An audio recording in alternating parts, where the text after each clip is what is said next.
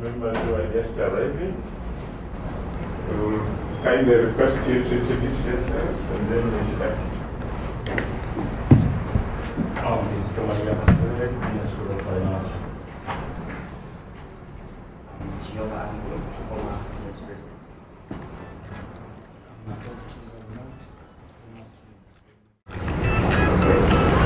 Well, you are all welcome, and more especially we want to welcome those stakeholders who are coming from outside the university to be part of this process. We will very much value your inputs and suggestions because we want to make all university programs relevant. Okay. The people use our students. So we'll go ahead to invite the principal to make some remarks, and then the chair of the committee for remarks.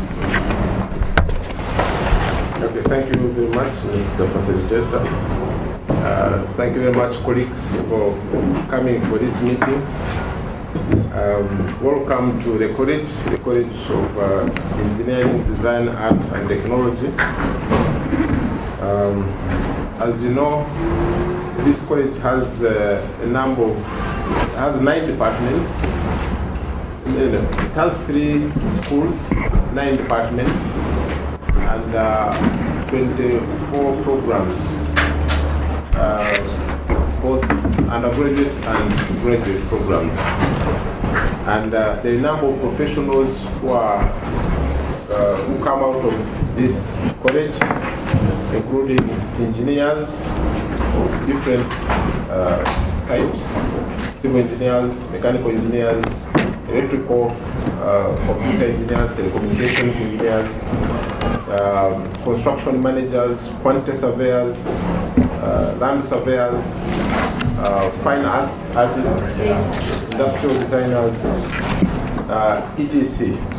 So therefore we have very many stakeholders, and it was our wish that we involve as many stakeholders as possible. So, but because we're given short notice, I think the attendance from outside won't be that good. I wish we could get feedback from a much wider audience, so that have more fruitful discussion.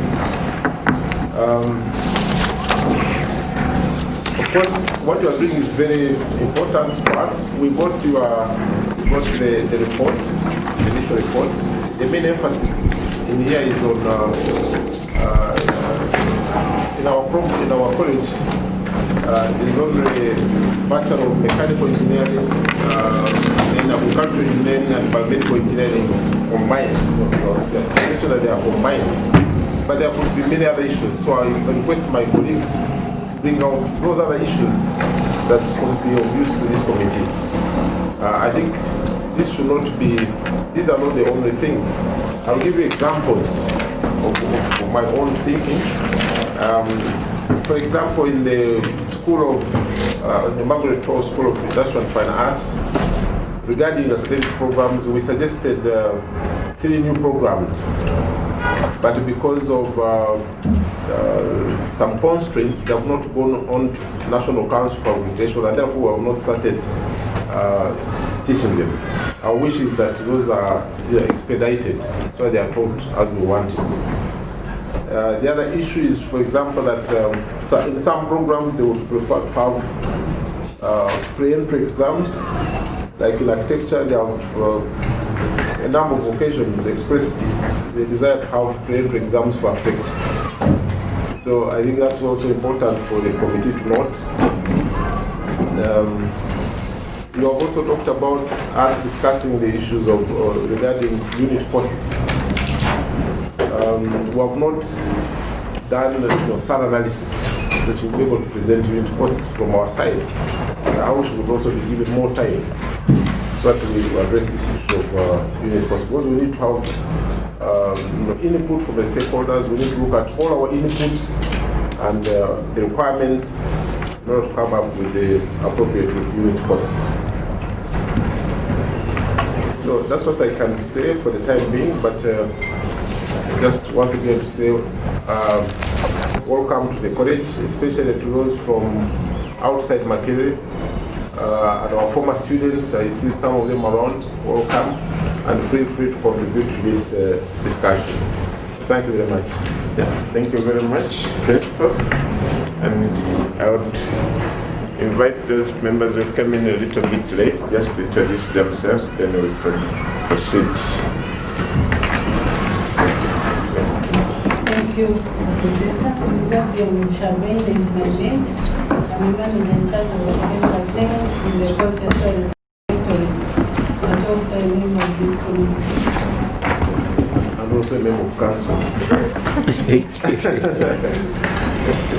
Alice Kabaya from the School of Education, member of this committee. Is there anybody that side that did not introduce themselves? Okay, then we invite the chair of the committee to make some remarks. Yeah, thank you very much, Mr. Facilitator. Colleagues, ladies and gentlemen, but more specifically, a principal of CEDAT. Thank you for welcoming us even at that short notice you've mentioned. I think we shall be with what we have. I want to particularly thank those who are coming from outside Makerere University.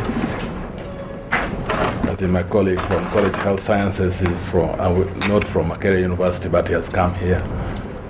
And I really want to thank you for making that effort. I want to thank the gentleman from Uganda Communications Commission, former students, and of course Cyrus from National Council of Higher Education. This process really requires your presence here, and for us we look into our own, auditing our own, but when you see from outside there, and you give us the views from external, that's very important to us. Yes, Principal, this the Committee of Senate, as you know, set about three months ago, or 2.5 months ago, with the timeline of actually 3 months. We're almost running our time. So Senate agreed that we should look into the programs, reassess them, audit them. And this is very much in line with what requirements from National Council of Higher Education, that every cycle, and we're soon running into that cycle, 5 years, most of our programs. So we need to review them. But also, I don't want to shy away from saying that the visitor of the university is very interested in this exercise, and what you heard through papers, through some sources, increases in salaries. What is so much talked about in the press there, 15 million for a professor, is very much hinged in what we do here, what exercise, a good job we do so that we manage the resources well. So this restructuring thing is a question of cutting our clothes to fit the size of our jackets, our dresses, our trousers, etc. So today, we come as a committee for two things. One, because we have already gone into some exercise and we produced a preliminary report which has been shared with Senate. And Senate has adopted it. So we come here to share with you that report as well. This work is structured into phases. The first phase is one which I already told you, the consultation of the colleges, which we are doing now. And we beef up that report to Senate and to Council and to other stakeholders. Second phase, we shall come back and do detailed review, the contents and whatnot. And third phase is what the principal talked about, the cost analysis. So we are coming here today, but it's not the last time we're coming here. We are still going to work with you so that we get very comprehensive things, very comprehensive information for the report. I just want to say a bit of our terms of reference, just mentioned. Obviously, to review all academic programs, both undergraduate and postgraduate, so that we identify duplications. We suggest possible mergers. We look at economic viability of the programs. Indeed, we look at the relevance of the programs. And finally, look at unit cost of each program. Does it make sense? And how much does it, so that we feed back to Council? We shall also look at the staff teaching loads and programs, and obviously propose phasing out with you. We have, in doing so, especially coming up with the preliminary report, but also we shall continue to do this, look at benchmark the internationally through the net and through telephone calls and whatnot, what happens elsewhere. And if you have not got it already, there's a document that you'll be receiving, which shows, I can see, and is structured college-wise. You see CEDAT is there, COBAMS, CHOOS, College of Health Sciences. So we have attempted to look at of programs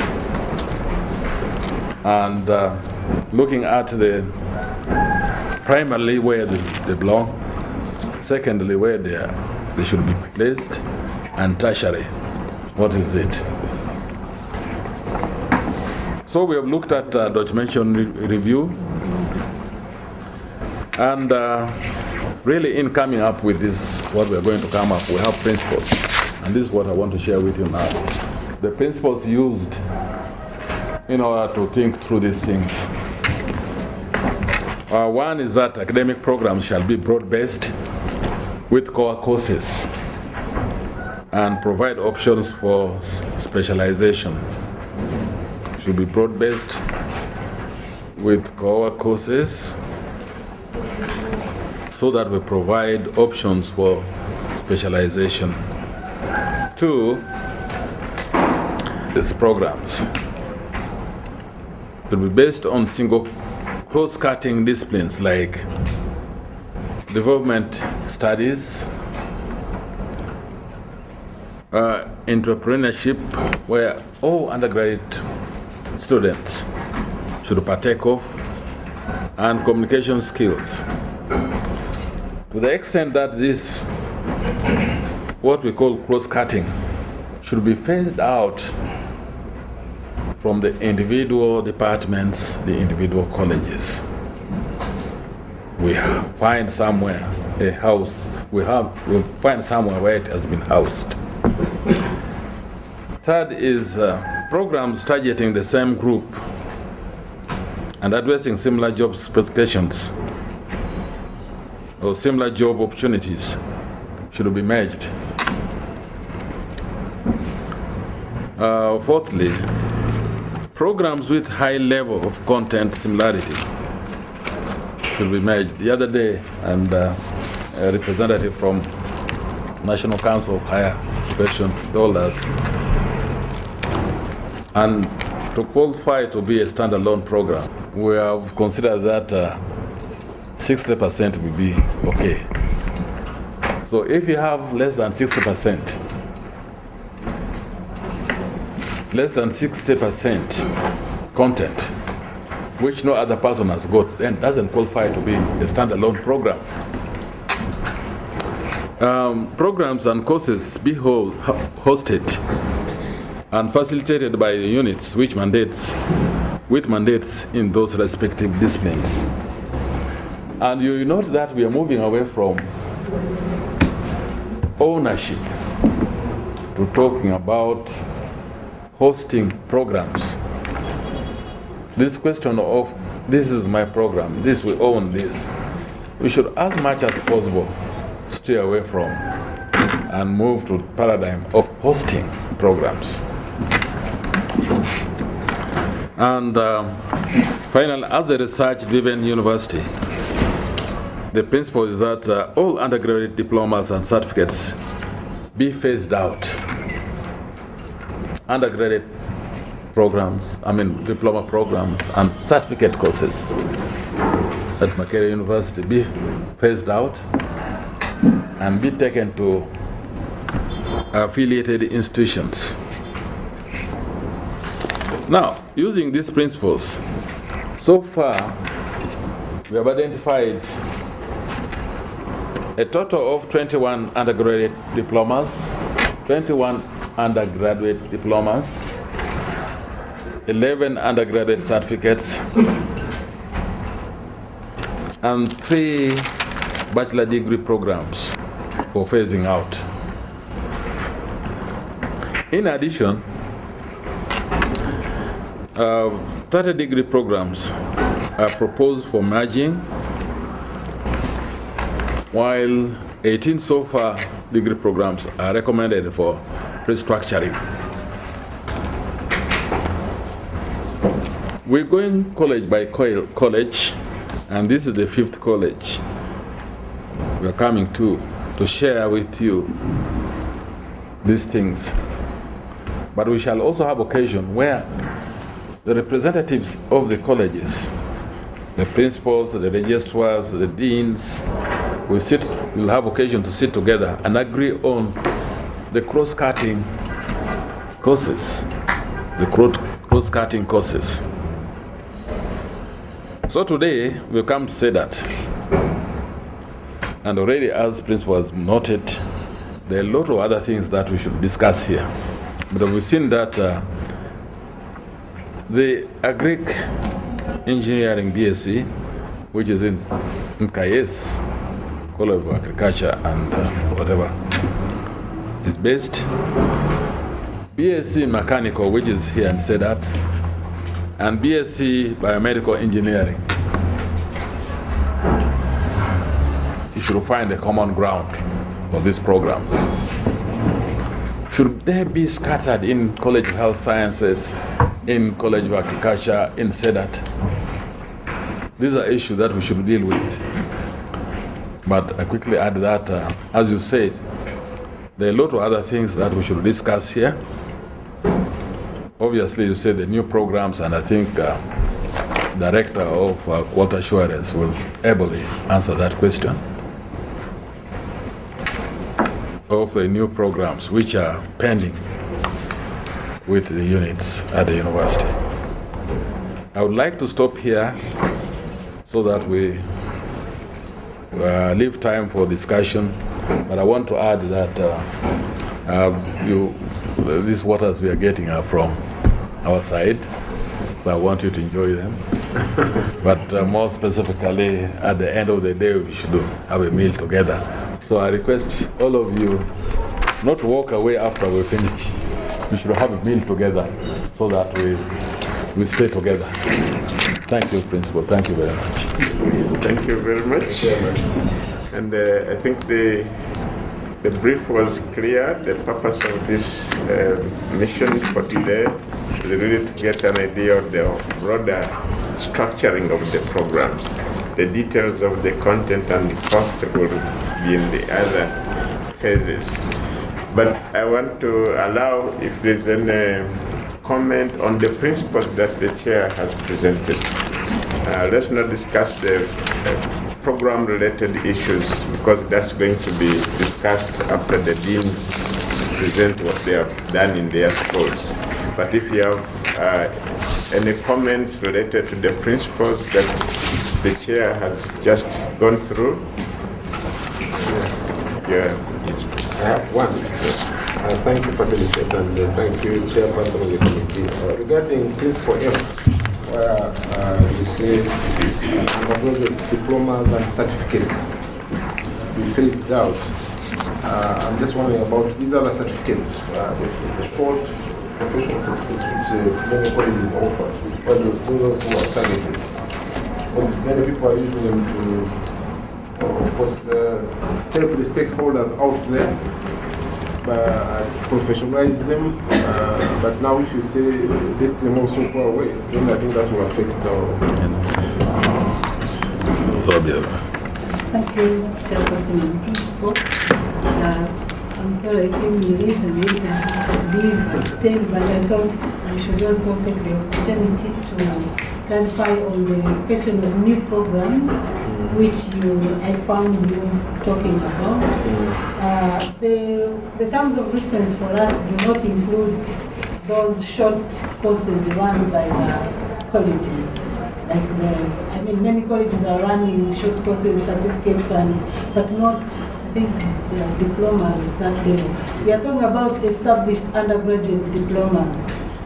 For example, a diploma in project planning and management, which is a Makerere University program offered through the academic registrar.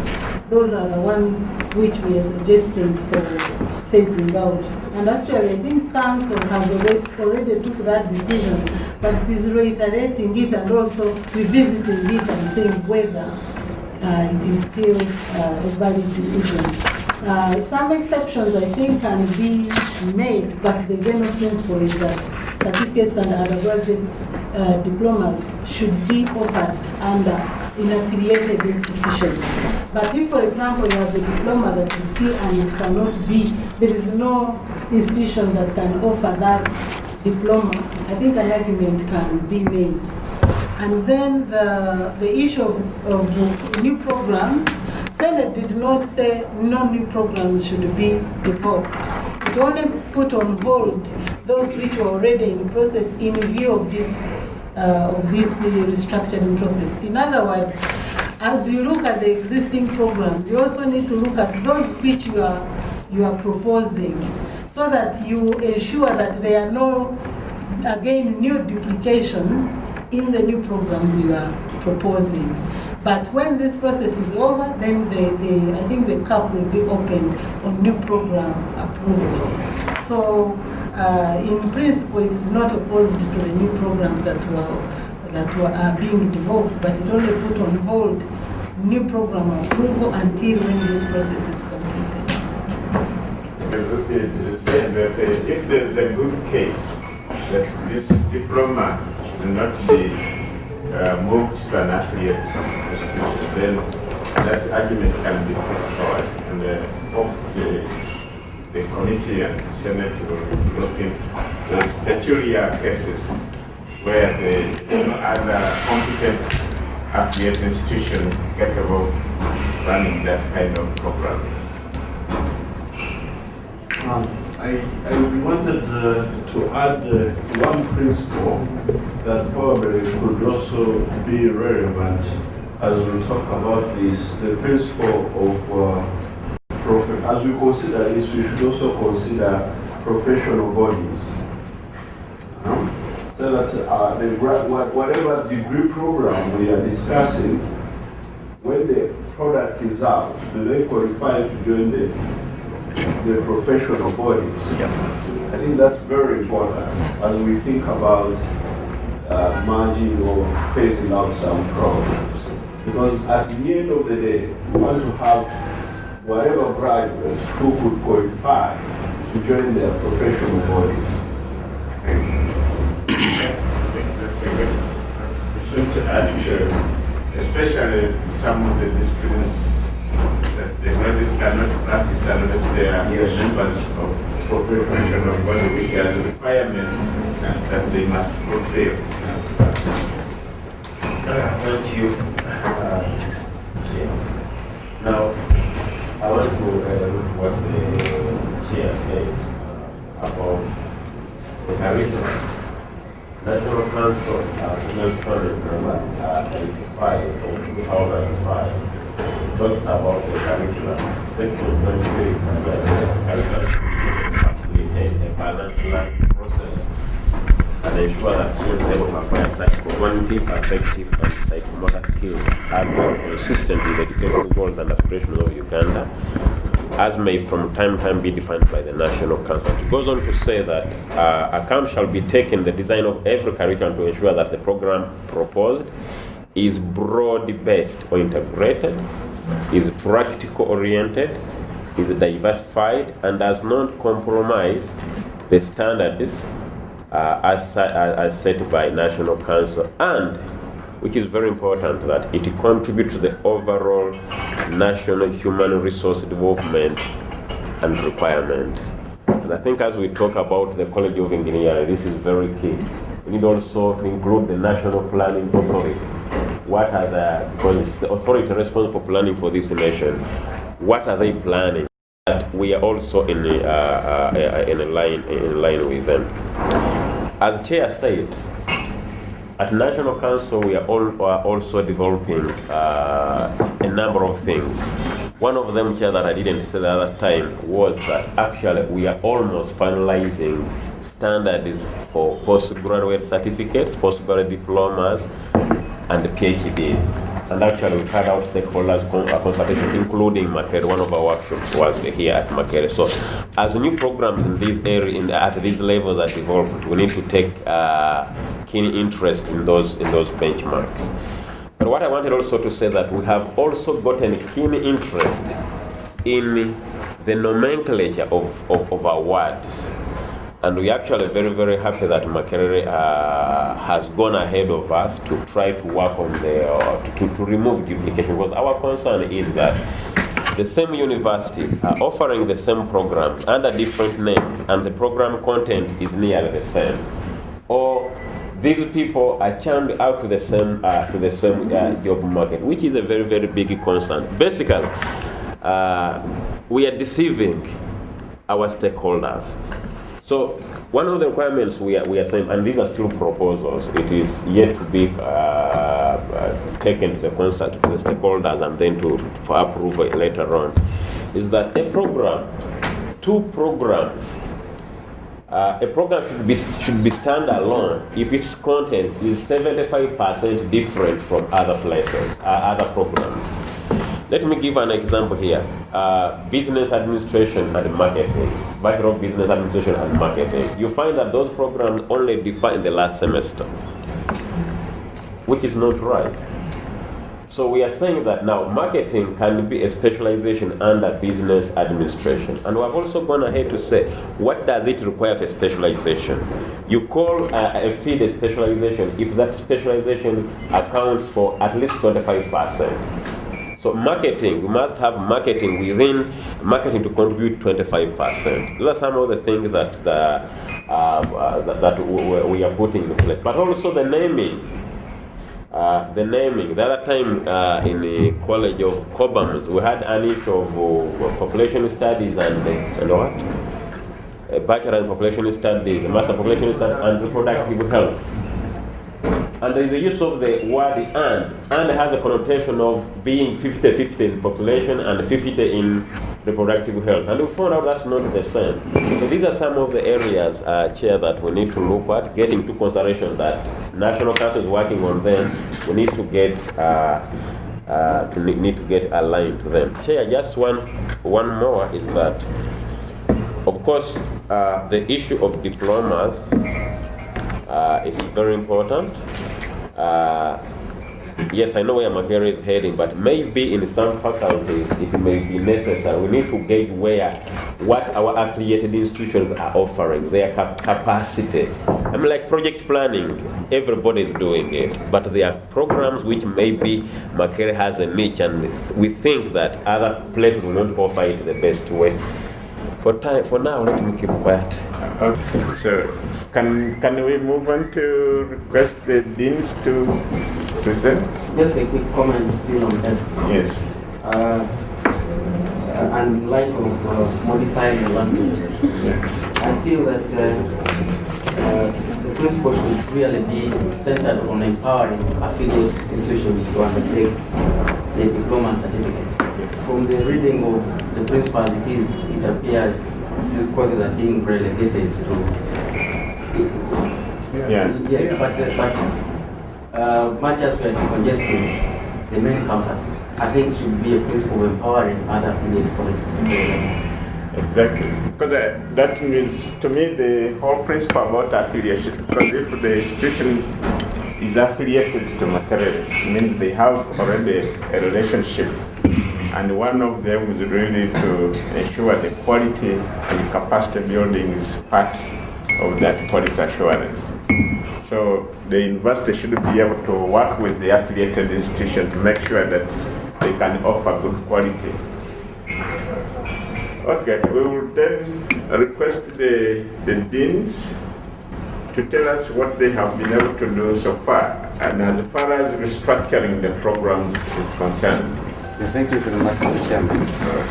I'm the Dean, School of Engineering.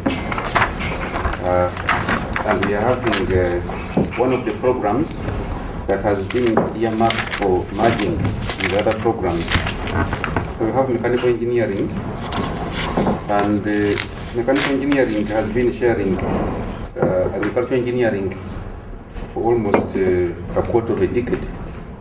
When I was still a student here in 1990, agricultural engineering students were having their first 3 years here, and they would go for specialty courses in the then Faculty of Agriculture. Then biomedical engineering, which is relatively new, has been sharing the courses for first and second years with the mechanical engineering housed in my school. Now, when the curriculum for biomedical engineering was being designed, we had input from staff members in my school in mechanical engineering and electrical engineering. So when you look at the knowledge area content, you find that most of the common areas in mechanical, biomedical, and even agriculture. For example, mathematics, which is common, physical sciences, we have complementary studies like management, economics, and so on, then CIT. Now, the Dean of Biomedical Sciences has always been in my office at the beginning of every semester with the discussing how we are going to handle their students. And you find that almost over 50% of the course load in the program of biomedical engineering is undertaken by our school. Now, the major challenge that we have been having is one, the entry requirements for the programs in mechanical engineering and electrical engineering are very stringent, especially in mathematics. And we find that for biomedical engineering, they tend to be a bit lax with mathematics. So when their students come for courses in our school, almost 100% have been getting retakes because of the fact that they are a bit weaker than our students when it comes to the entry requirements.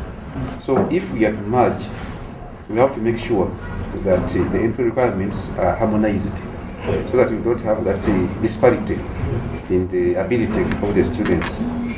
Now, what we have always been looking at are what we call the exit level that are expected out of these programs. And they have been discussing with the expert from Duke, who has been facilitating biomedical engineering in terms of review. And it is clear that the first 2 years, the programs that they are having in biomedical engineering are similar to what we have in both mechanical and electrical engineering. Then we have some courses which are also similar in the third and fourth year, where the students are expected to start diversifying into their specific areas of interest.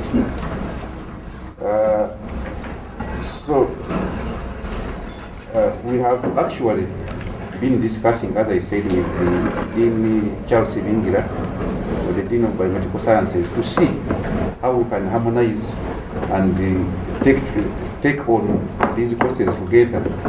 And our view from the School of Engineering has been that we teach the first 2 years.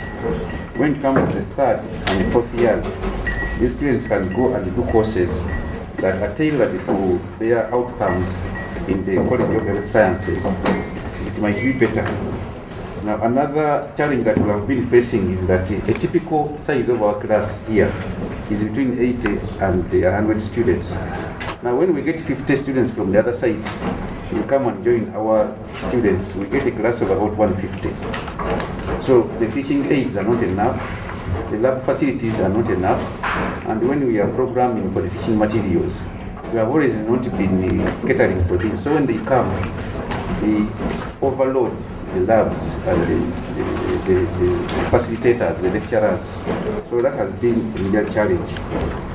So basically, that is what we have so far as a proposal. From our So school. what I hear is that the BSc Biomedical Engineering should be actually moved here, since most of the content is based here, and also for harmonization, including admission requirements. And what about the other issue? Do you also agree to the proposal of the committee that the possibility of merging these three, or just having a program with the options? That do you think it's something that you can take, or? Agriculture and mechanical seem to be more twinned together. We have very few courses that are taught in electrical to the agricultural engineering students. But when, I don't know, the head of electrical is here. Yeah. Do you have any courses that you teach to agricultural engineering? Yeah, we have the initial circuit analysis and electrical installations, maybe. But other than that, really, it's but which is out under mechanical, because we deliver those to mechanical, yes. And then the mechanical first years are in with agricultural engineering, so they then take part in that, because we teach introduction to electrical engineering and circuit theory to the first years in mechanical, and then in. So it might be more practical to merge agriculture with mechanical. Yeah. Then the biomedical. The biomedical seem to be covering more content in electrical engineering than mechanical. So it is more practical to merge electrical with the biomedical, then agricultural with the mechanical, so that you have two programs. Let's hear from the others. What do you think about this? Noble. Thank you. Once again, I'm Noble Banada. I'm the chair of the Department of Agriculture and Biosystems Engineering that hosts the Agriculture Engineering, BSc. Now, as we talk about this, you will recall that a few years ago, we also had in this university another merger. You remember, when we moved from faculties to colleges. When we moved from faculties to colleges, the former Department of Agricultural Engineering became the Department of Agriculture and Biosystems Engineering. In that merger, we moved people who had done the basic agriculture engineering, merged them with those who had done chemical engineering, like myself. I did chemical engineering, and then people who had done forest engineering. Okay, so that's now the core of this department, which is Agriculture and Biosystems Engineering. Now, behind that background, the Bachelor of Agriculture Engineering also had a curriculum review. So the curriculum review also moved towards bioprocessing, biosystems, from the typical agriculture engineering of farm power, the way we know it. Having said that, currently what is happening, the first year and year of agricultural engineering is taught together with mechanical. So our students of agricultural engineering, first and second year, they are resident here. They only come in the department in the third and fourth year. Okay? Now, in December, we also, the curriculum was due for review. We are also now already reviewing the curriculum again. Now, having said that, I beg to differ a bit with my colleague. Agricultural engineering and mechanical engineering, the similarities are more in the fundamentals. But when you come in the third and fourth year, the differences start to appear. And that's why in the principles, I also mentioned the issue of involving the professional bodies. Like, for example, if there was somebody from Uganda Institute of Professional Engineers in this meeting, it would also have added value. And the reason why I'm saying that is as you move, students go in the third and fourth year, I don't know the curriculum for biomedical, but I would think also the target towards jobs, job lines is different. The agricultural engineering, the target is different, mechanical is different. And that's, as we do this, I would want also to be mindful of what other universities are doing. We could come up with an innovation, which is good, but also what is the standard around the world? The standard around the world is that the engineering students have to do fundamentals together. That's the standard. First and second year, mathematics, thermodynamics, fluid flow, all those fundamentals are done together. And then when the students go to the third and fourth year, that's when the differences come. When I was doing my first degree, we did the fundamentals together. The third, and that was at University of Dar es Salaam and Sokoine University in Dar es Salaam, Tanzania. That's how they do it. It's what has been done in Leuven, where I was. The students do that together.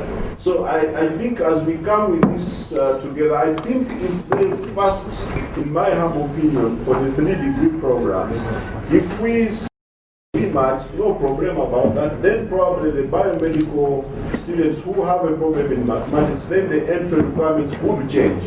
So that they fit into the group with others, they could do the first and second year together, and then the third year, fourth year, they depart. That's my opinion.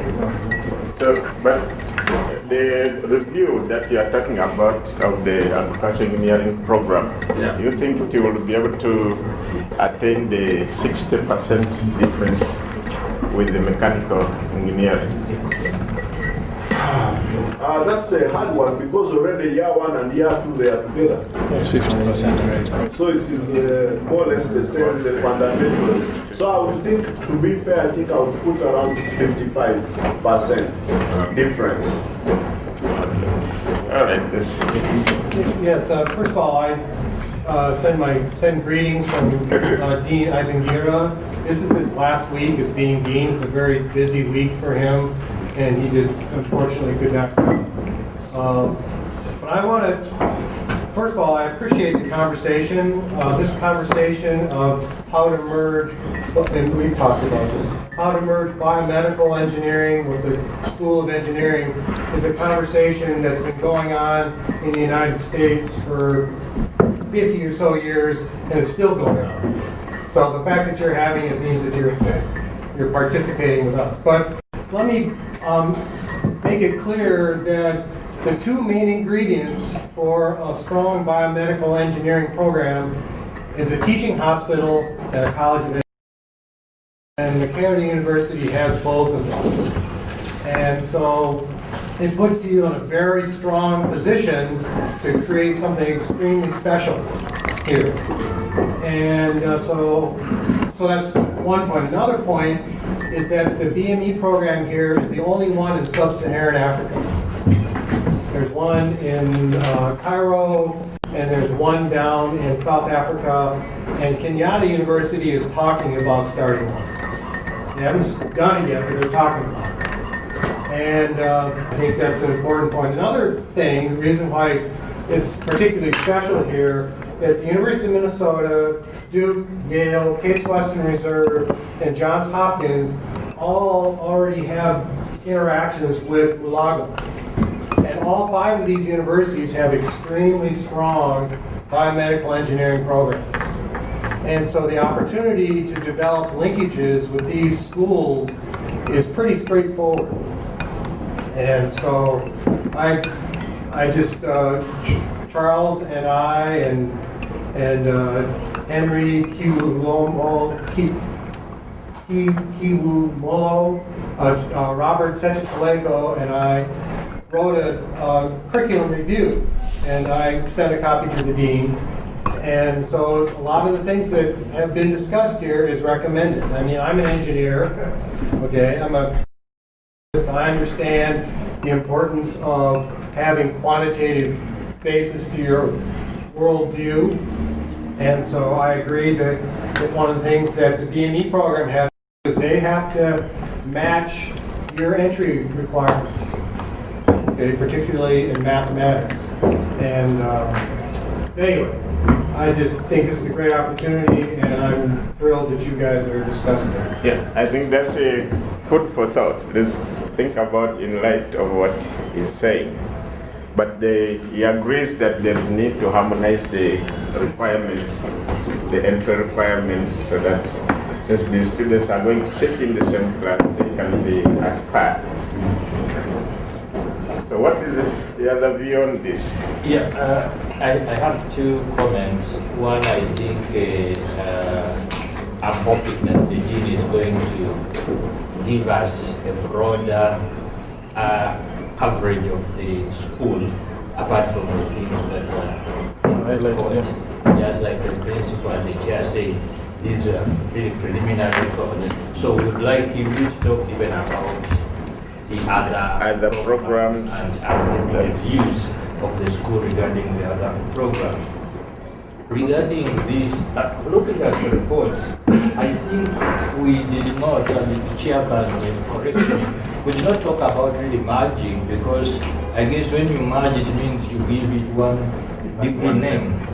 And we would like to have a biomedical engineering graduate, and electrical engineering, mechanical engineering graduate. I don't think that the idea is to have one degree program. I think the whole issue here is how these programs really strengthen on the working together, and the courses that are shared. If it is a course by mechanical engineering, it is a mechanical engineer. It shouldn't have multiple codes and so on. So mechanical engineering has to own the courses and service the different degree programs. And I think the question of the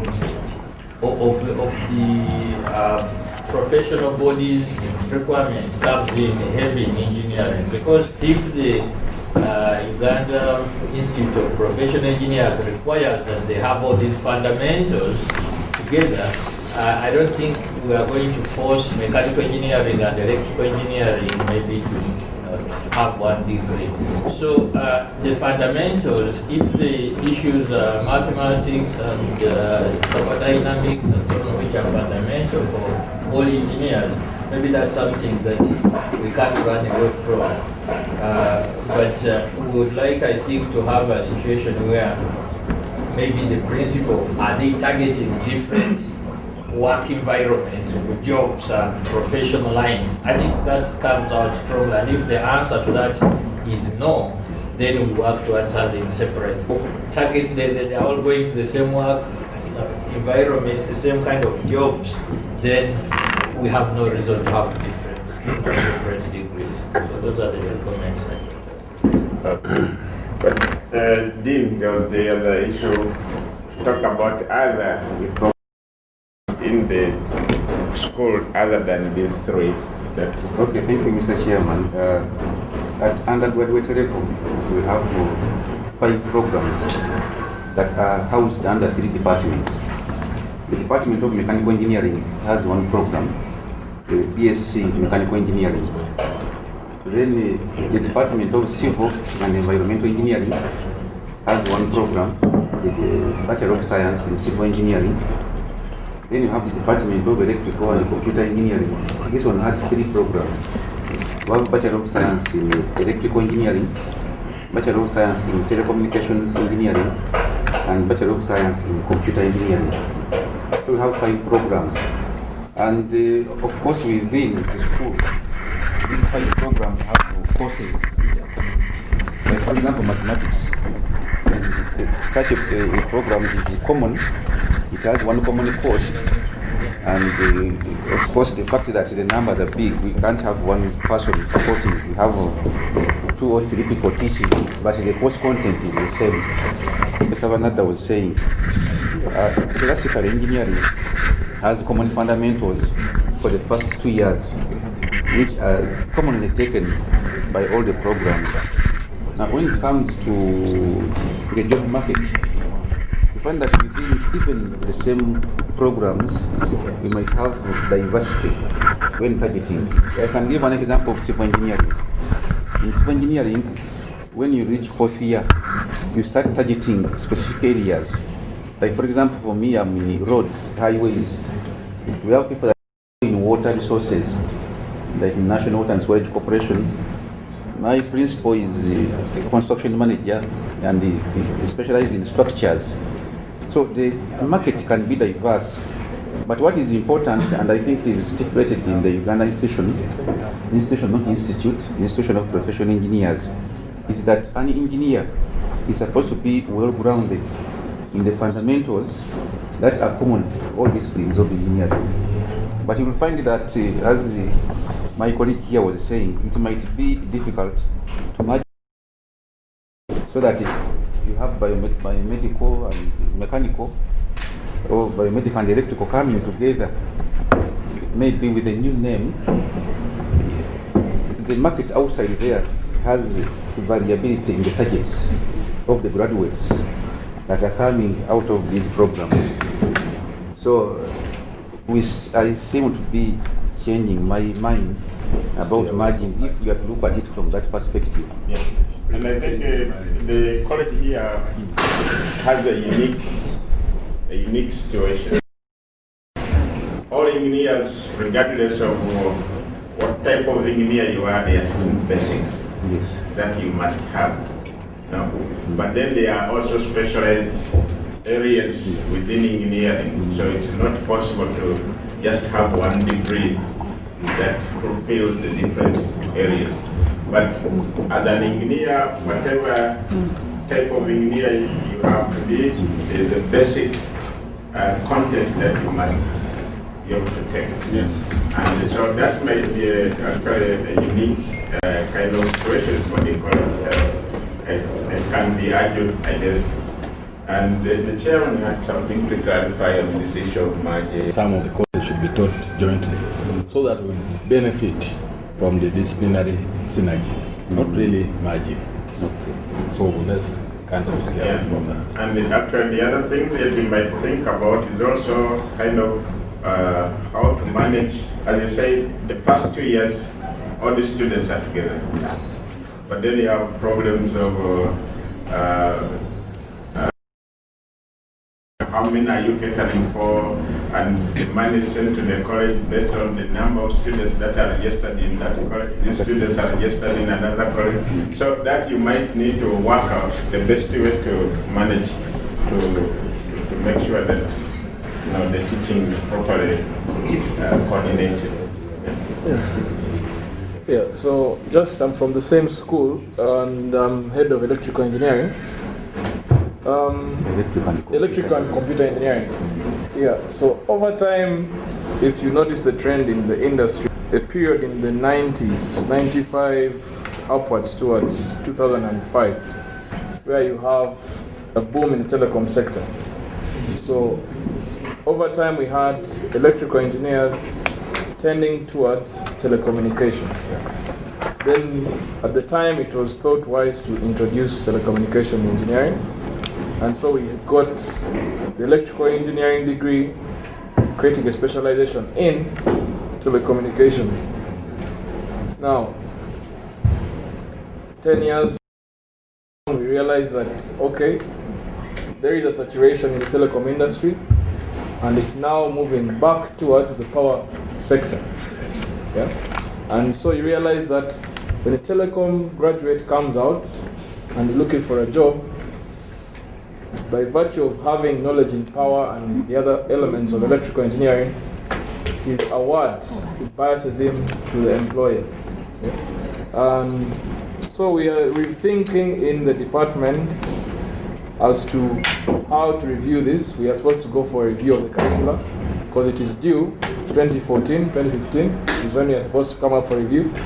And on our side, we feel that we can still have the electrical degree and then have the specializations in the telecom, in the power field. Okay? So where you come BSc electrical, and then you can put the specialization indicating I majored in power or I majored in telecommunications. Okay? Then for the computer engineering, it's something that is totally well aligned towards hardware. So that one can stand on its own, and then we leave it there. Although these people share the first 2 years and they are taught together for the first 2 years. And even in the last review we had of the structural academic review restructuring programs, we had this query raised. So why is telecom and electrical, what's the difference? Okay? So we had to come up with the distinctions in the specialized courses that each of them undertake to come out as a telecom biased person or as an electrical person. Okay? So that was done, and it's very clearly delineated in the curricula.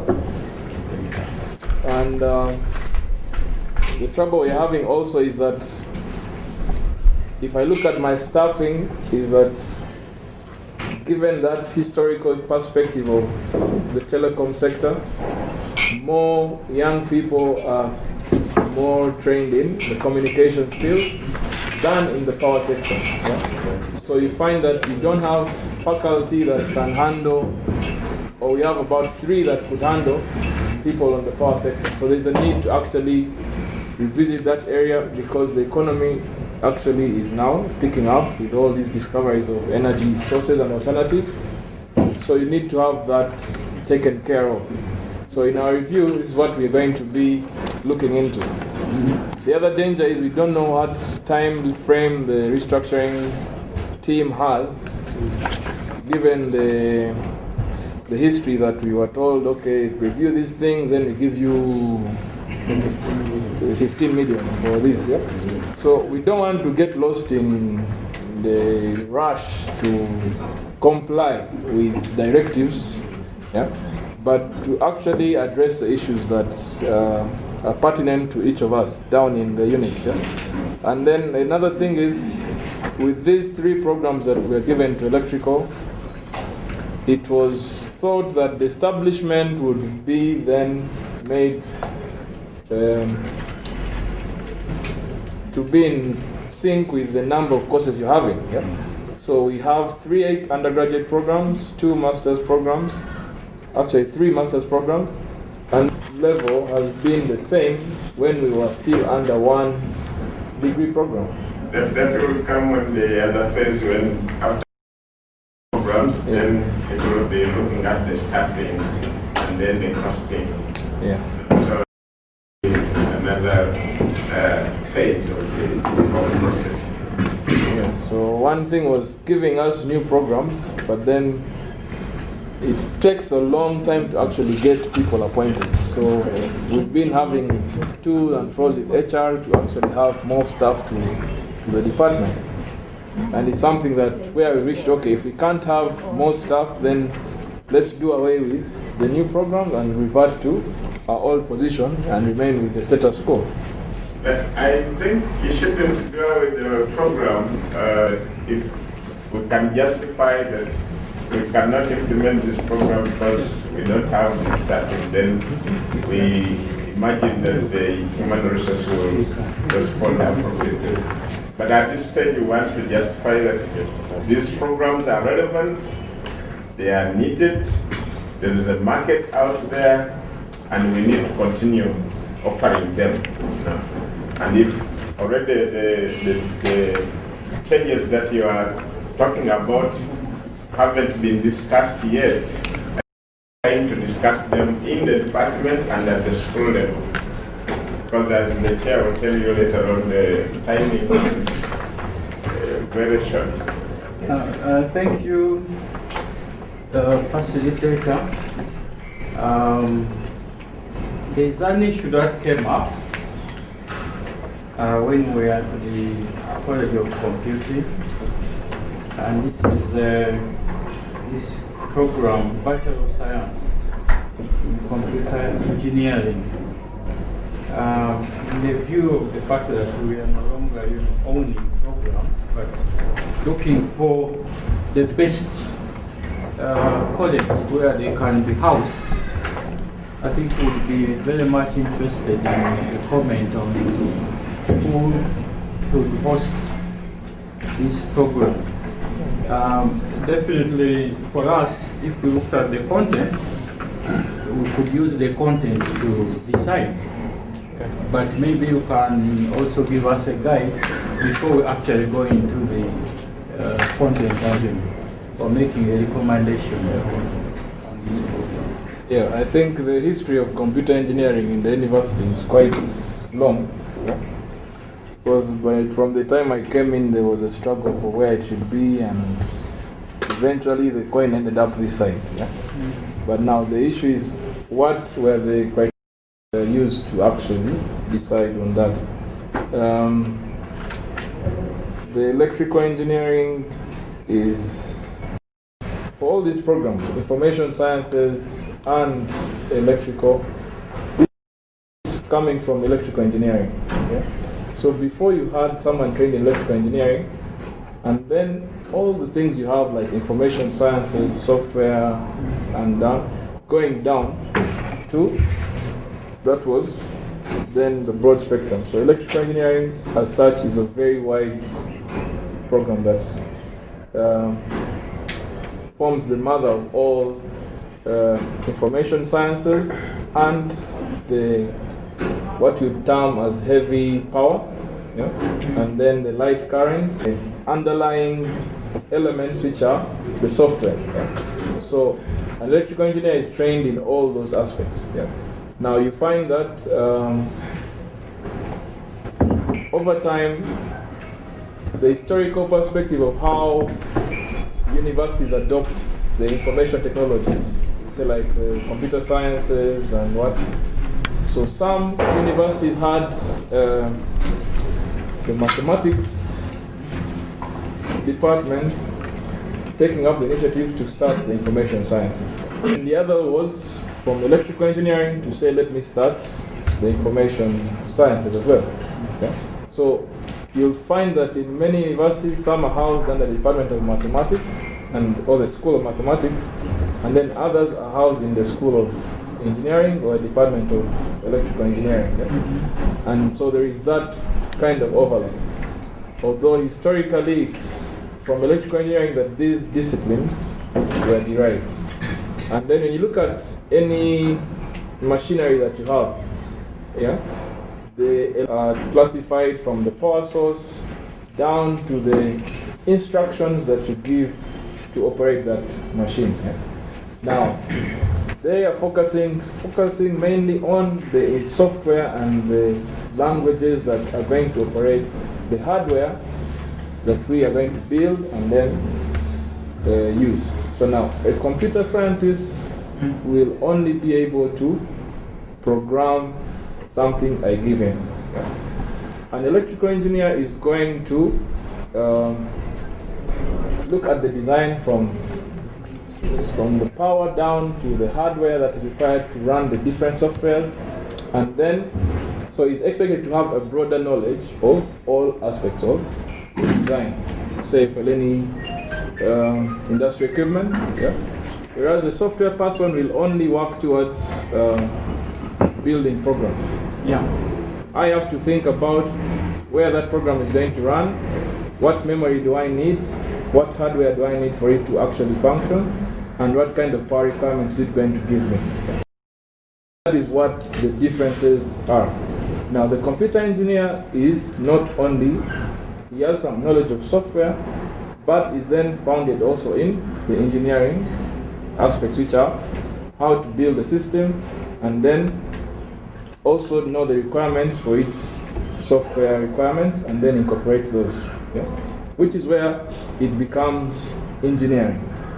So actually you're saying this is the best conference of the branch. It can be concluded, but the issue is we are not there. Okay, the case in point is this. We do lots of programming on our side, and they do lots of programming on their side, yeah? And our students compete with the other students, or they work even together on many of the projects. And there are case in points where our students are helping others with their assignments because of the knowledge they have on the other elements of hardware, yeah, which the others would be lacking, and vice versa, because the others will spend more time on languages and get more experience on that, whereas ours will spend more time on the systems and eventually develop those. And if you look at the current technological developments, the marriages tend to be very many, but in the end, we tend to work together. We do not split, say, on any team. Yeah. Your explanation will not help much, because I find it strange to separate. I'm a mathematician, I'm not a computer. To separate hardware from software. And what we want to do in the restructuring is to get a product out there that we are proud of as Makerere, not as the CEDAT or courses, you know, but as Makerere. So how do we build this product? Can we get a program that combines the hardware and software? And then you produce someone out there who, you know, has both the hardware and the software. And as you have alluded, that they work together. In the end, we are trying to separate them, but we just, in the end, they work together. So maybe there's something to think about there. Yes, in the restructure. Also, in terms of cross-cutting paradigm, we identified already that computer engineering or information systems is something really cross-cutting. A medicine person needs it, and engineer himself needs it. Education, the people we train, yesterday we were in education, and the big issue that the children who come, or students who come to university now, are literate, but can be ashamed that we have teachers, we train teachers who go down there and they are illiterate in computer. And therefore, in addition to what my colleague is saying, we have to go think hard that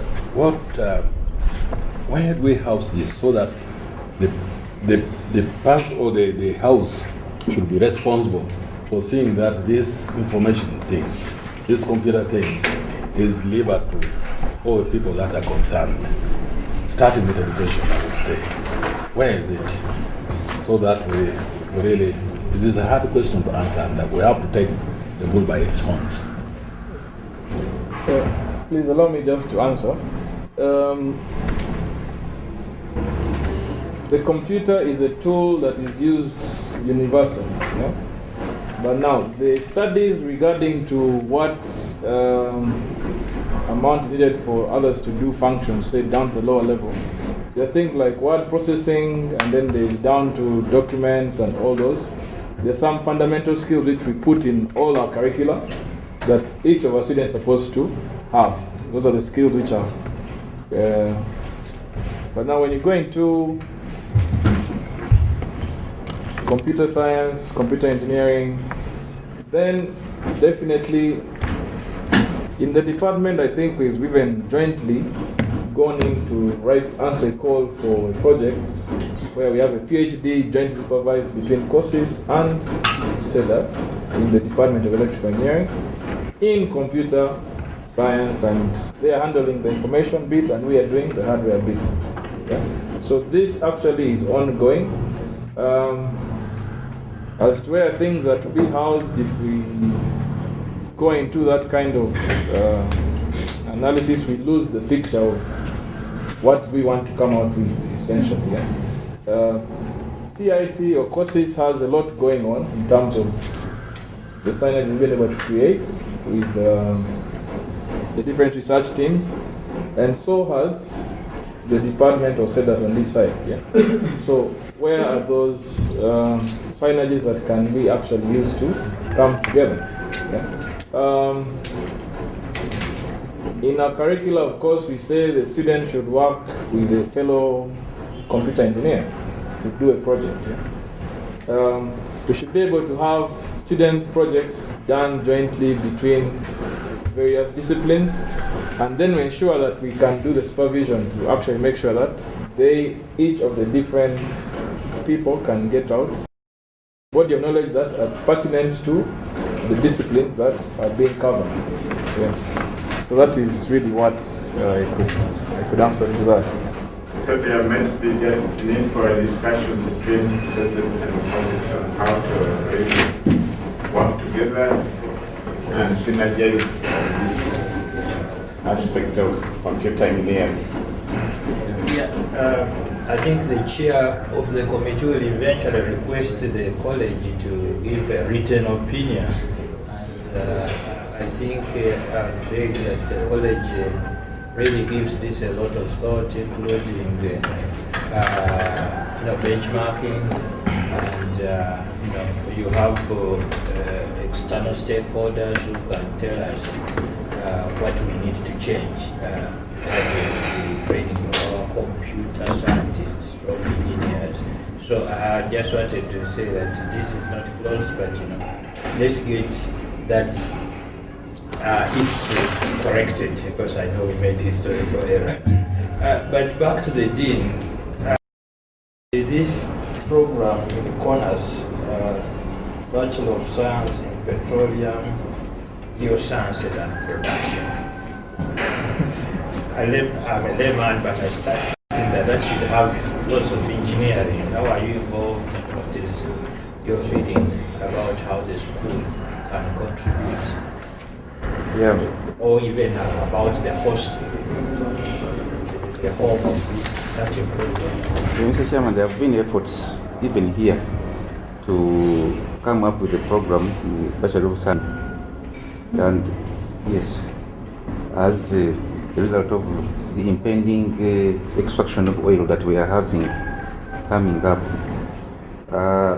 but because CONAS was also having something almost similar to this, the war has been going on.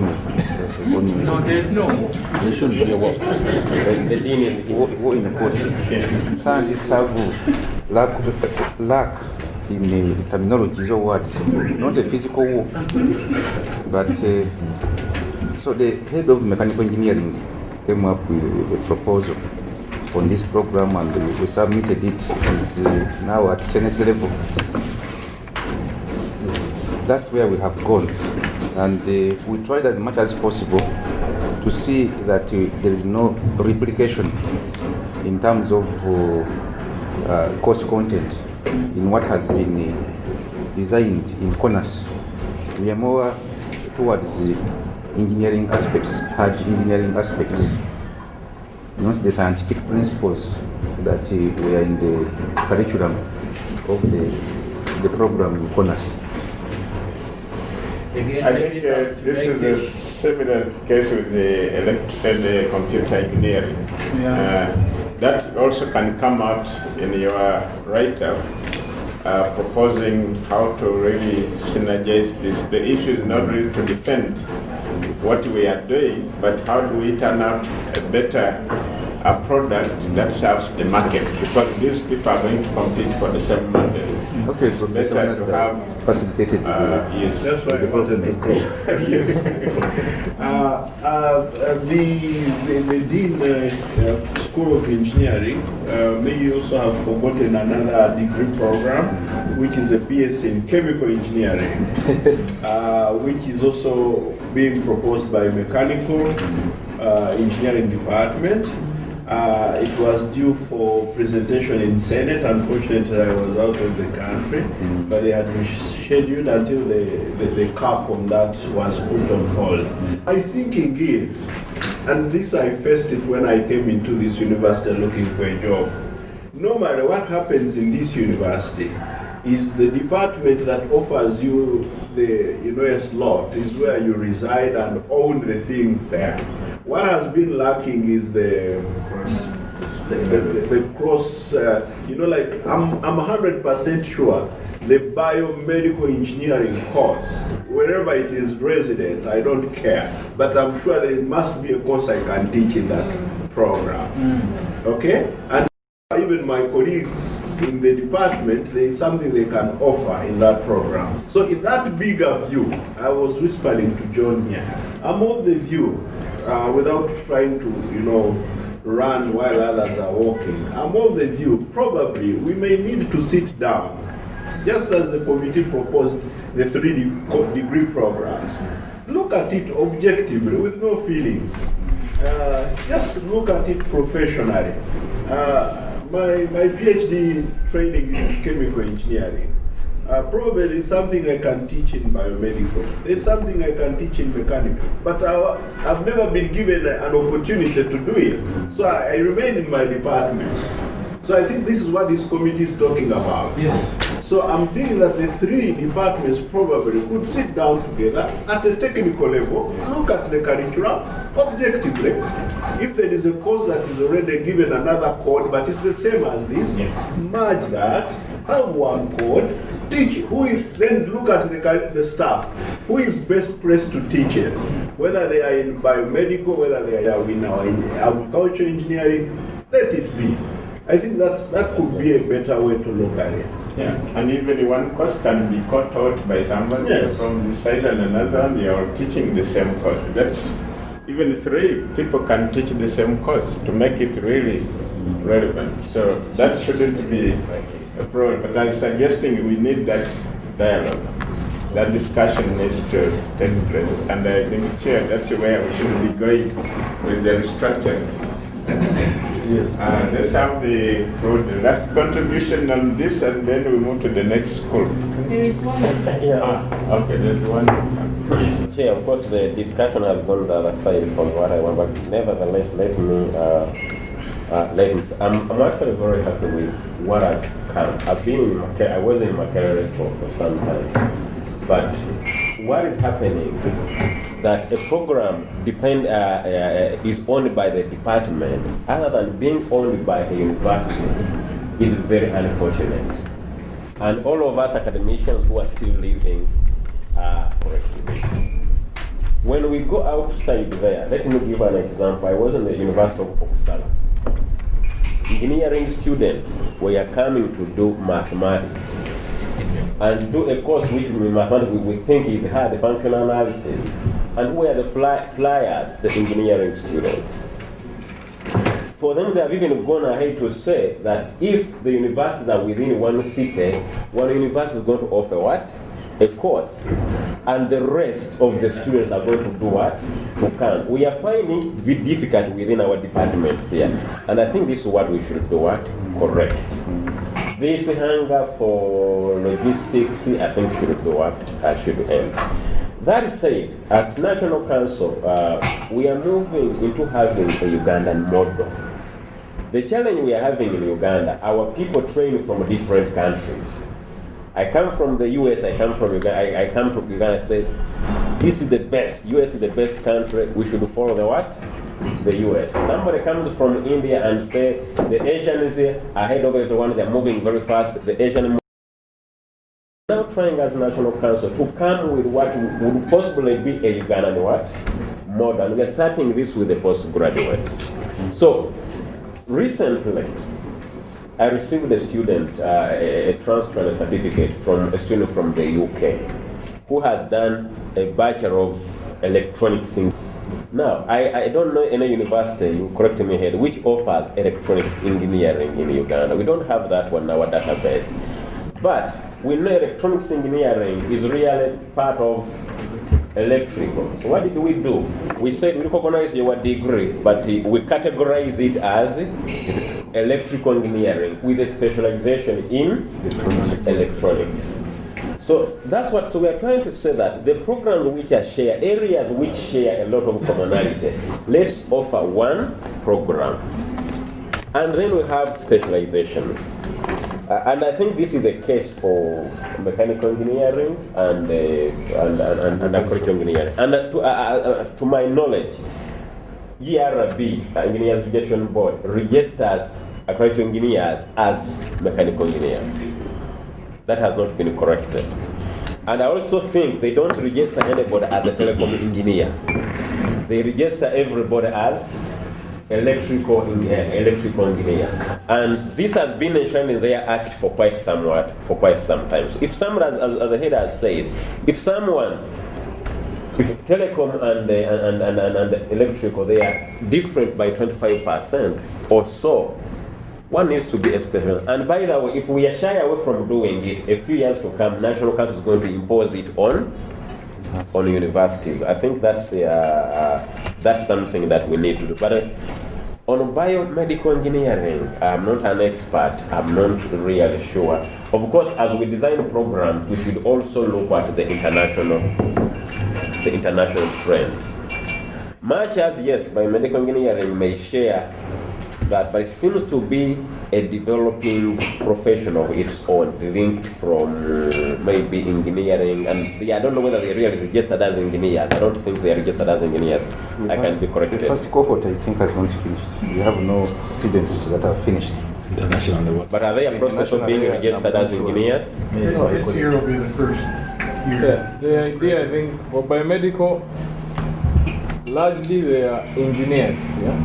So for a biomedical person, he's an engineer with an aspect of medical knowledge. Yeah?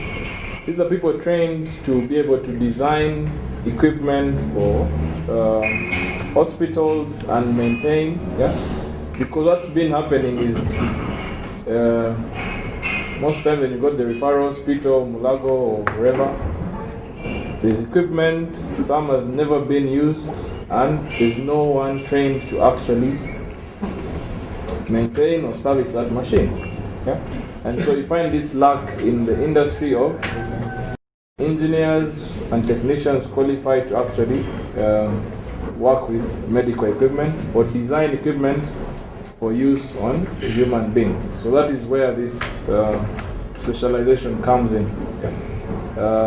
Essentially they're engineers. Now what has to happen is that the UIPE now has to go back and look at all the different specializations that have branched off from electrical or civil engineering and chemical engineering, all those to actually now find a way to make sure that they can register. Yeah? And if it has to be a change of law, then that has to happen. But these people should be able to fit in those bodies. All right, can we have because we are also running out of time. Thank you. Sorry for coming later for the election. I wanted to comment about Is the head of civil engineering. Mention the name. Engineer Martin, I'm acting as civil engineering department. So, I'd like to comment about one, there is this Bachelor of Science in Petroleum Sciences and also computer engineering. These are the software engineering. Yeah, like Professor here said, I think if we start looking at the programs and university programs, and faculty students only, then they could agree on core programs. Yes, core programs that this department should add, so that any other new program that is coming out is a joint project. And these joint projects can be time bound. For example, if I may ask, who are we training for? Okay, I know we are training also for international, but still we are training for example.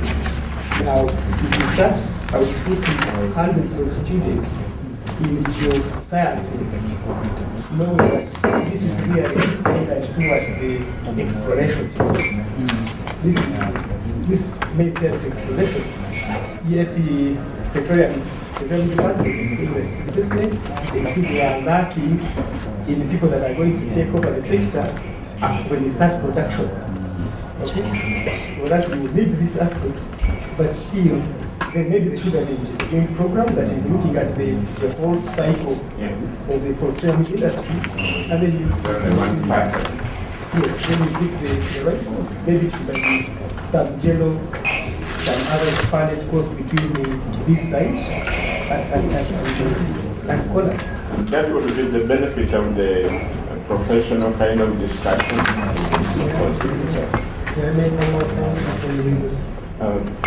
On that one. Yes. I just want to say that, first of all, I agree, it should be a Ugandan solution for whatever you do with BME. I'm not trying to cram the American thing down your throat.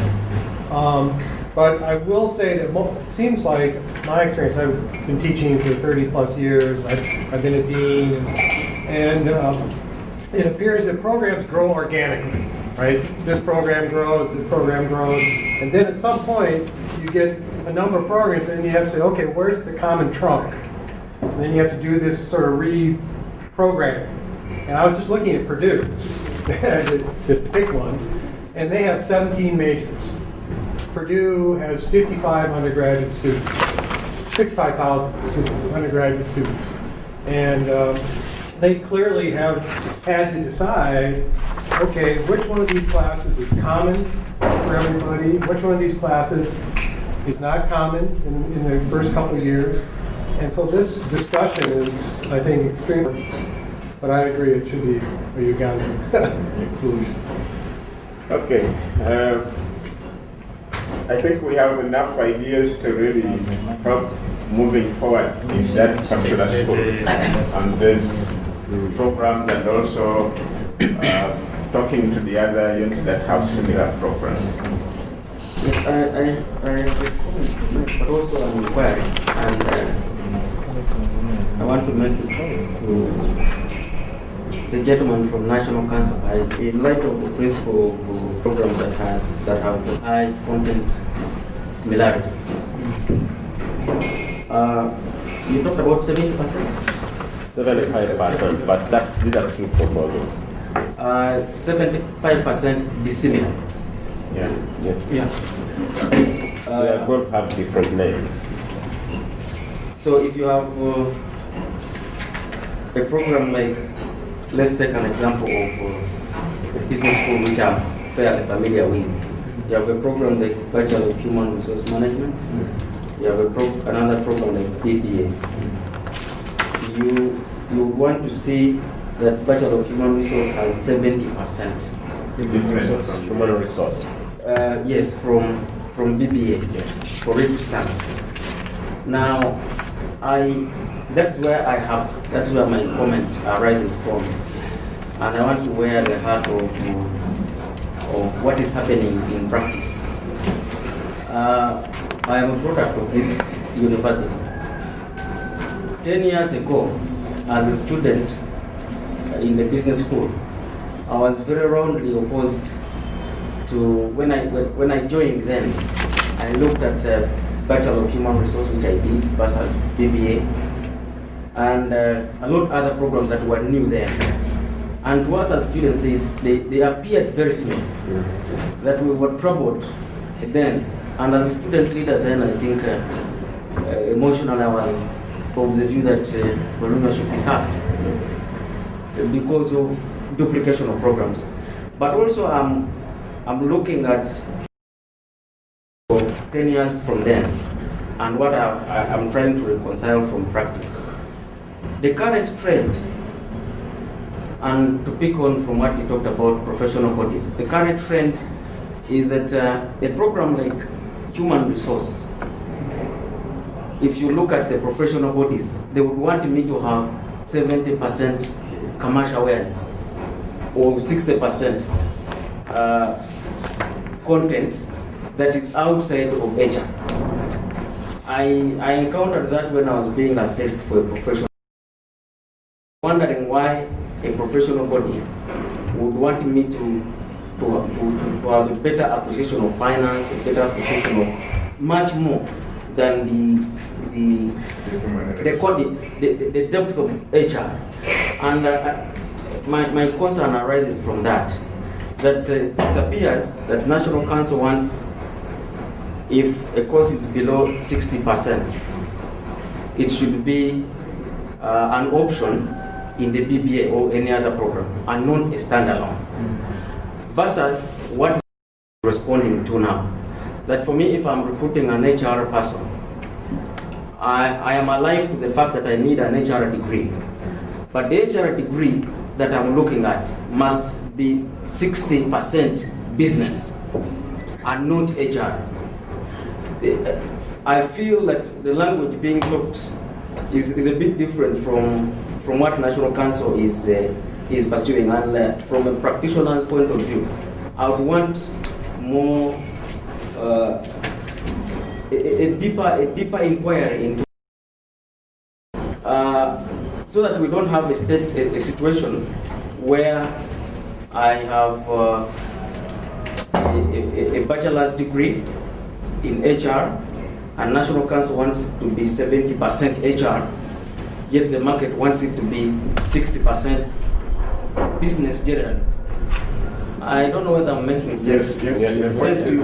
That the National Council needs also to look at the realities, the current realities, professional practice. Yes, the current realities. Come up with a good balance of the market. And I think the point there is that there is a tendency opposed to divergence and specialization.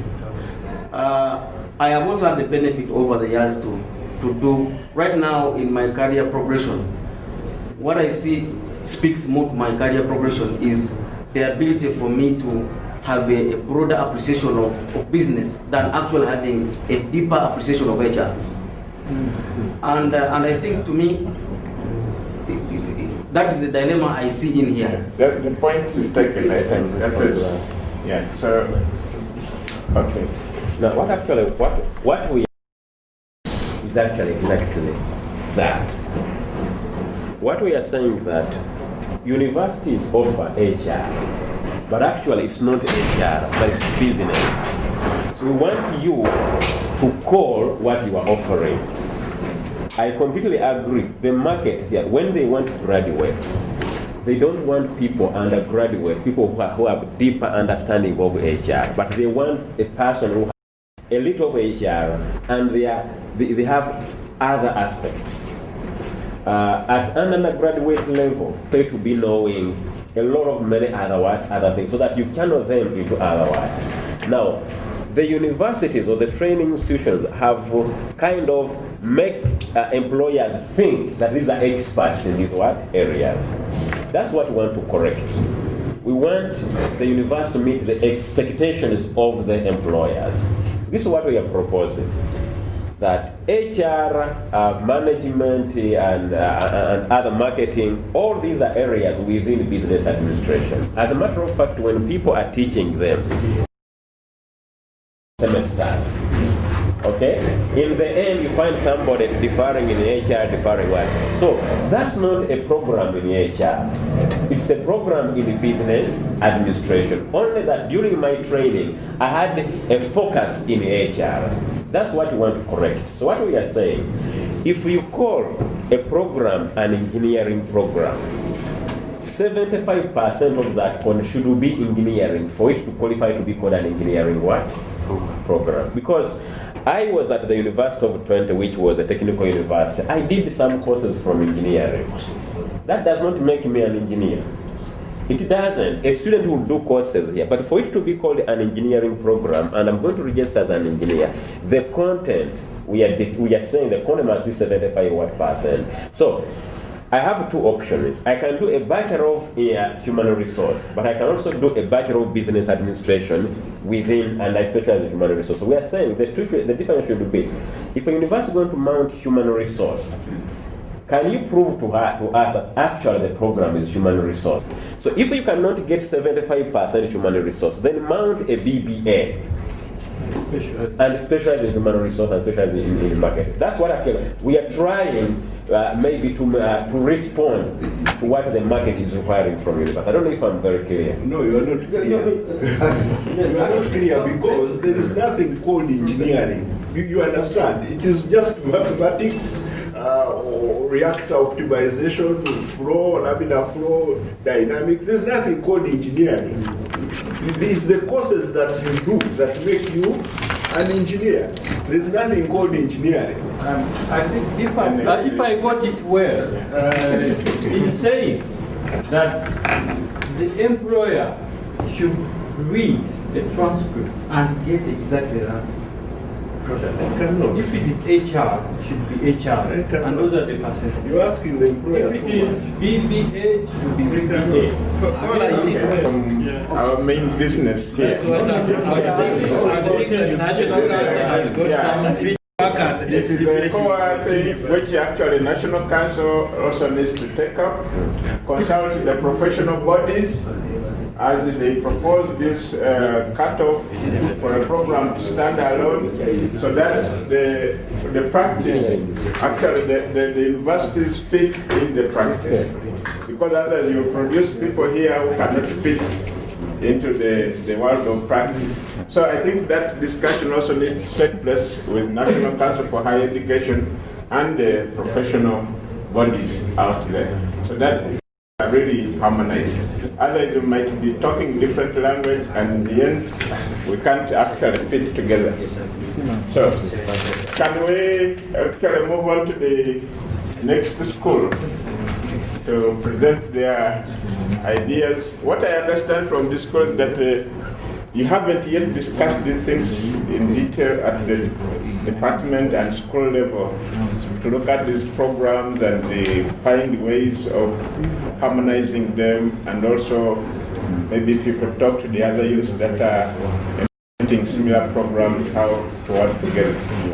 So I think that needs to start quite quickly, but let's hear from the other schools what they think about their programs. We have 3 schools, we've heard from one. Who is ready to present them? This is the School of Fine Art, the Makerere School of Industrial and Fine Art. And the idea of curriculum review has been part and parcel of our history. And the curriculum in 67, which led to the formation of the Bachelor of Arts in Fine Art in 1971. And that program ran up to 1993, when the University Senate and the Council, instructed by then the head of the art school, retired Professor Srabi Senyendo, to carry out major restructuring of our courses. The university funded him, and he toured a number of universities and colleges in the UK. Found out that actually by that time, the Bachelor of Fine Art degree that we were offering was outdated. And they came up with the idea of starting 3 programs, the Bachelor of Fine Arts degree, and the Bachelor of Visual Communication degree, and the Bachelor of Industrial and Applied Design. And within those courses, the school was going also to offer a program in textile designing and interior designing. But it happened that during that time, 1993-94, there were financial problems in the university, and the university was not ready to fund the 3 programs at that particular time. So the Senate agreed that we form the Bachelor of Industrial and the Fine Arts degree, which over time proved to be problematic in terms of teaching and in terms of managing these various courses. For example, in year 1, we ended up more than 20 courses from which the students had to select about 7 to 8.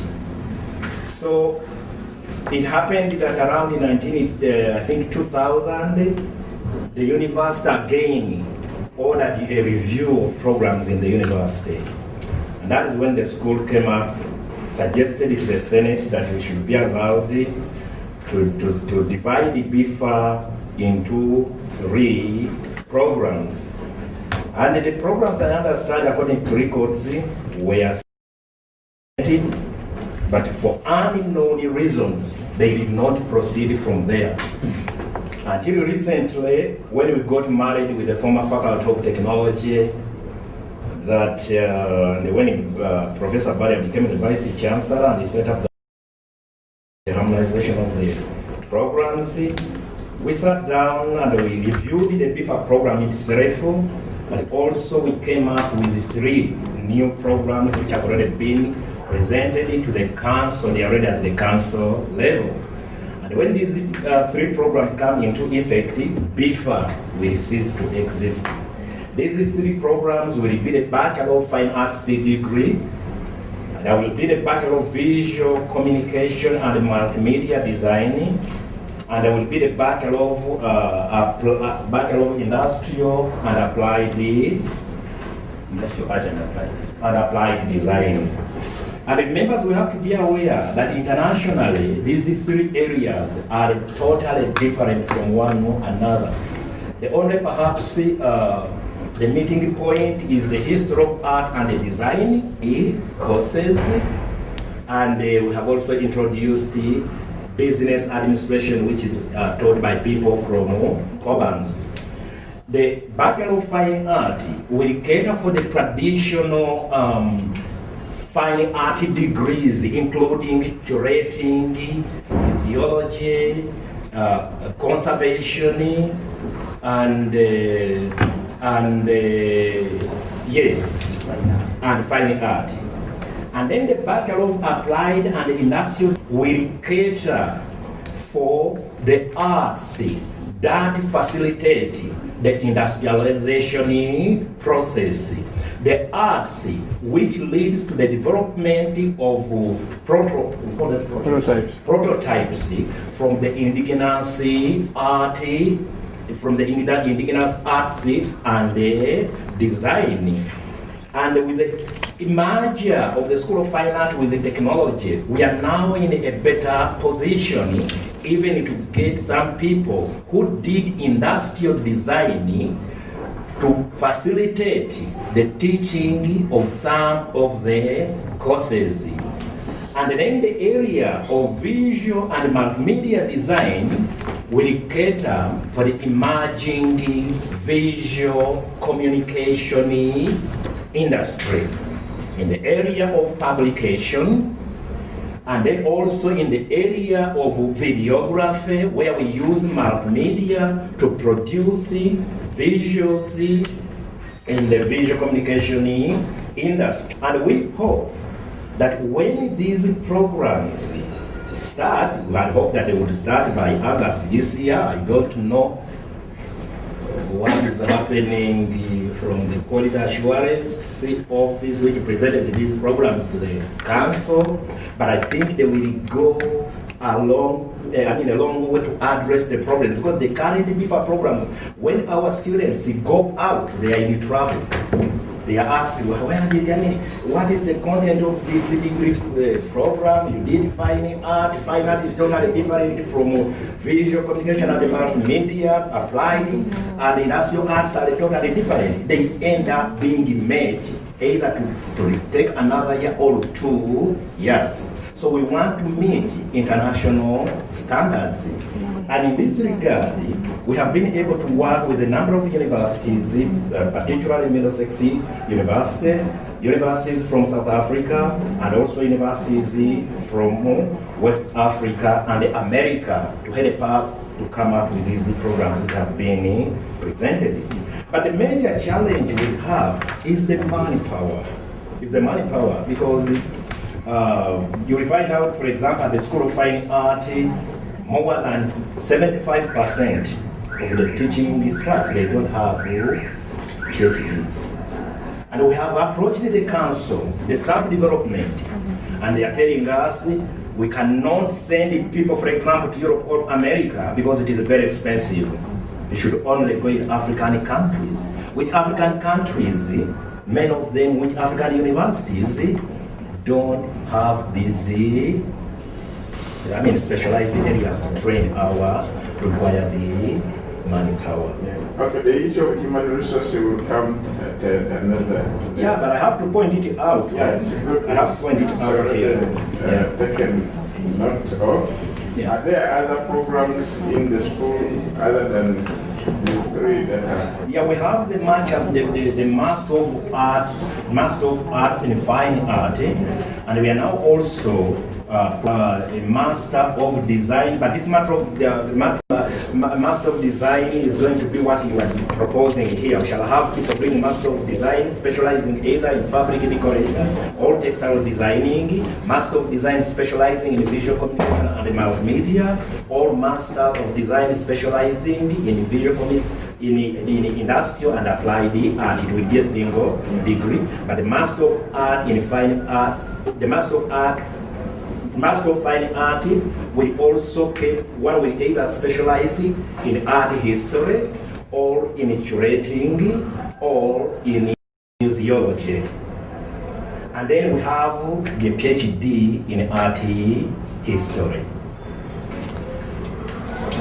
and fine art. What do the others think about the programs? The other three programs are pending approval by council. And when those three come up, then the current degree programs is phased out. Yeah. What opinions do the others have about what is being proposed? Yes, thank you, Dean. I'm wondering how you are handling the review and restructuring in view of the staffing constraint. Because it's like a constrained optimization problem. You want to use the available staff to execute your mandate, because we know we have a human resource department, but we also know that it's not easy to get an extra human being to your staff. So somehow we have to solve this problem within the available resources. So I don't know, you're proposing so many problems, complaining about HR, and we are all from the university. Even us, we are on the committee, but you know that we are free. We know we've been to human resources, we know the committee. So how are you incorporating this into this? Actually, what is happening, the college has signed many memorandums of understandings with the different universities from Europe. And these, from this MOU, we are able to get manpower to help us with the teaching in some of these areas. And for quite a long time, annually, we are beneficiaries of the Fulbright exchange program, where we get these experts. But also, we have a system in place when we get external examiners, particularly from Europe. Before they leave, they normally carry out training sessions for our staff in some of those areas that we see that we need assistance. I'm fully aware that this is not sustainable, but what do we have? I mean, what do we do? You see? Yes, that will be also an issue for the committee to put to the Senate. The program is relevant and it's needed, but we need human resources. What do we do? We stop approving the program, or do we look for the people that will teach that program? But may I also point out here that one of the problems we are having is this thing called PhD. Because when you look in fine art and design, normally MA design or MFA traditionally has been the terminal degree, particularly in the area of studio practice. People would be there as long as there is a sort of, if the university can say that within some of these areas, for example, look at, I'm not a person from the medical school, but in some areas, in the former medical school, PhD is not compulsory. So